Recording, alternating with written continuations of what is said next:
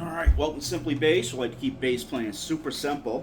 I want to talk a little bit about bass maintenance. Now, you're going to want to be able to care for your instrument, because if you can't, you're going to be spending a lot of money to have somebody else do it, and you're going to be away from it probably longer than you're going to want to be. Sometimes it can take up to 2 to 3 weeks to get your bass back. That's been my experience. So today, sitting down to practice, I got this out of the case, and it's been in the case for about a couple weeks. I've been really dealing with stuff. So I was plucking down here these lower strings, and I couldn't get them to ring out.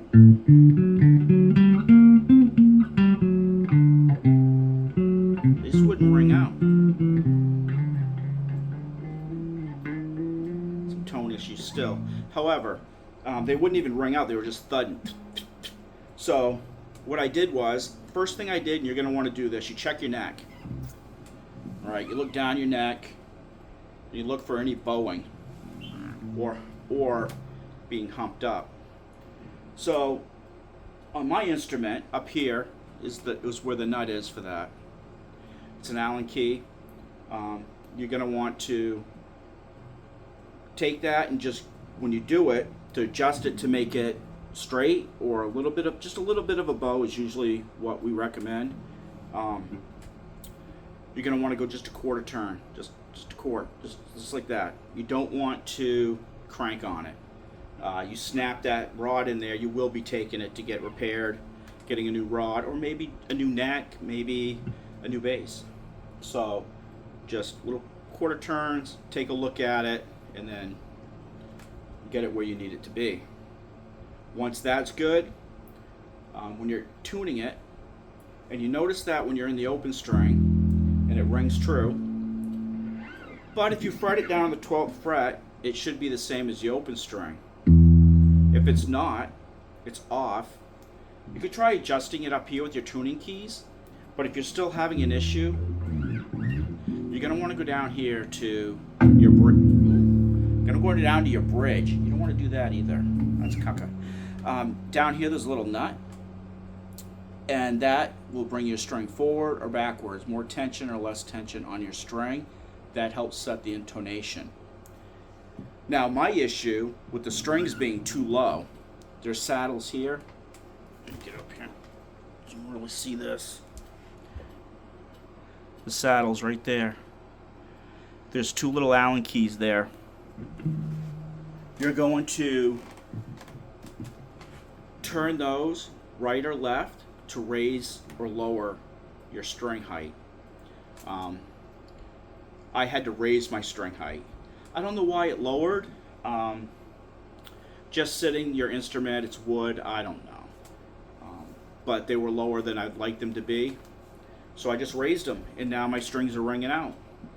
Some people like to put a credit card in there or something, or a little measuring tool to get it set to factory specs or close. I just eyeball things, and I go by sound.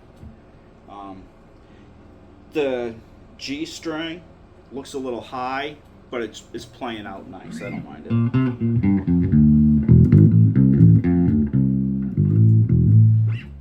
And so yeah, it's ringing out, ring true. You can adjust your pickups. There's 2 little Allen, they're not Allen screws, they're little Phillips screws for they're the same size as you have eyeglasses, to raise your pickups or lower them. That will help with your sound. You can change your strings. I was gonna do the strings today. I was gonna do a whole video on changing out my strings, but I need to pick some up, and I didn't want to take these off and put them back on, so they're already used. But there's lots of great videos on here of guys showing you how to change your strings. I'd recommend checking them out. Those are just some really basic things that you could do to keep your instrument running smooth, if you will, and not have to spend a lot of time having somebody else do it for you. All you need is a little Allen wrenches, a little Phillips screwdriver. That's it. So in the back here, this is active. I have a battery in here, a 9-volt. Now, when I first turned it on, it wasn't sounding out. So I'm like, oh, I got another dead 9-volt battery. I seem to go through 9 volts like crazy. Well, I noticed it wasn't fully connected. And you shouldn't have to do this, but I had to put a little shim in there to hold the connect, so it'll hold together to the connector. Because sometimes if it moves around, it comes unconnected and it sounds like you get no sound, like you have a dead battery. And I recommend keeping 9 volts on hand, so you always have them, whether you're practicing or you're doing a gig. Keep them on hand. I should keep strings on hand. I usually have some strings, a spare set. Today I don't. But yeah, in your amp, I mean, it's just basic settings. You know, I could tell you how to set your amp at certain settings, but it's all preference. So yeah, it's pretty much what I have today. You check out my video on creating bass lines. That's going to give you a solid foundation on playing this bass. I have learning your fretboard, everything that you're going to need to really propel your bass playing forward. I will get up some more videos soon, mostly likely. I may go a little bit more intermediate, but keeping it still beginner friendly. Explaining things in the most simplest broken down terms that you possibly can. That way everybody can learn the bass. Bass doesn't have to be difficult. It can be simple, and that's what I'm here for. Make it simple for you. Hope you enjoyed the video. Hit like and subscribe. See you in the next one.